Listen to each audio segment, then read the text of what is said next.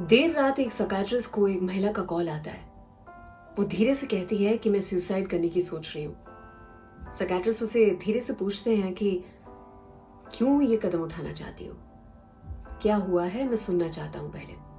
वो कहती है कि मेरे पति ने मुझे छोड़ दिया है, मेरी नौकरी जा चुकी है, मेरे पास मेरे घर का रेंट देने के लिए पैसे नहीं है और मेरा एक छोटा सा बेटा है जो कि मेरे माँ बाप के साथ बहुत सुकून से रह रहा है और इसीलिए अब मैं जीवन का अंत लाना चाहती हूँ। साइकियाट्रिस्ट उसके साथ बात करते हैं, उसे फोन पे रखते हैं, जीने के कई कारण बताते हैं।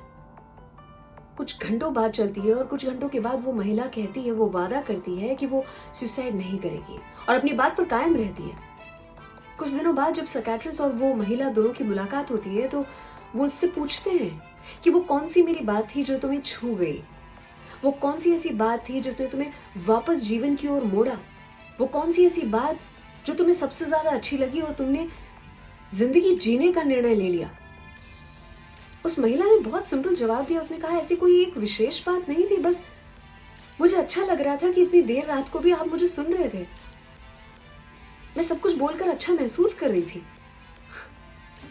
हर बार कोई न्यूक्लियर साइंस जैसे महा सॉल्यूशंस की जरूरत नहीं होती। कई बार बस लोगों को सुनने की जरूरत होती है। They just want to be heard. Be a good listener, be a good friend. खास करके उनके साथ जो एंजाइटी और डिप्रेशन को साथ में झेल रहे हैं। डेडली कॉम्बिनेशन, डिप्रेशन, जो उनमें से सारी एनर्जी को सोख लेता है। उन्हें नहाने तक का मन नहीं करता क्योंकि उन्हें लगता है कि ये बहुत बड़ा टास्क है, वो नहीं कर पाएंगे। साथ ही एंजाइटी यानी कि बेचैनी, उन्हें अपने सामने डेडलाइंस दिखाई पड़ती हैं, समय जाता हुआ दिखाई पड़ता है, उन्हें कितना कुछ करना है ये दिखाई पड़ता है। लेकिन डिप्रेशन के कारण वो बिस्तर में पड़े रहते हैं, लेटे रहते हैं, उठ नहीं पाते हैं, उनके पैरों में वो जोर नहीं होता, उन्हें ये महसूस होता है। और एंजाइटी, बेचैनी, जो उनके सामने जाता हुआ समय पैनिक अटैक्स आना शुरू हो जाते हैं। उन्हें करना इतना कुछ है लेकिन कुछ नहीं कर पाते क्योंकि आवाजें दिमाग में शुरू हो जाती है कि तुम बेकार हो, तुम कुछ नहीं कर पाओगे, तुम्हारे कोई दोस्त नहीं है, तुमसे कोई प्यार नहीं करता। अपनी शक्ल देखिए आईने में। वो चाहते हैं अनेक बार कि अपने बॉस के पास, अपने कलीग्स के पास, अपने घर वालों के पास, माता पिता के पास जाके बोल दें, डिप्रेशन के कारण बोल दें कि मेरे साथ ये हो रहा है, लेकिन नहीं, एंजाइटी, बेचैनी कि तुम हार कैसे सकते हो, यू कैन नॉट फेल। लेकिन फेलियर और सक्सेस उनके हाथ में अब होता ही नहीं है।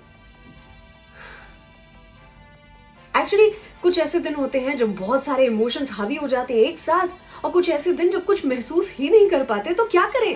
सबसे पहले एक्सेप्ट करें कि जो राक्षस है वो हमारे बिस्तर के नीचे नहीं, हमारे दिमाग के अंदर है। The monster is not under the bed, it's in our head.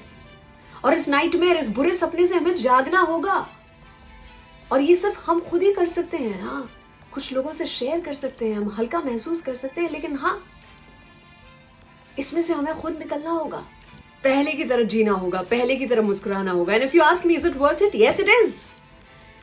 ये भी सच है कि जिंदगी में बहुत सारी मुश्किलों से लड़ते आए हैं।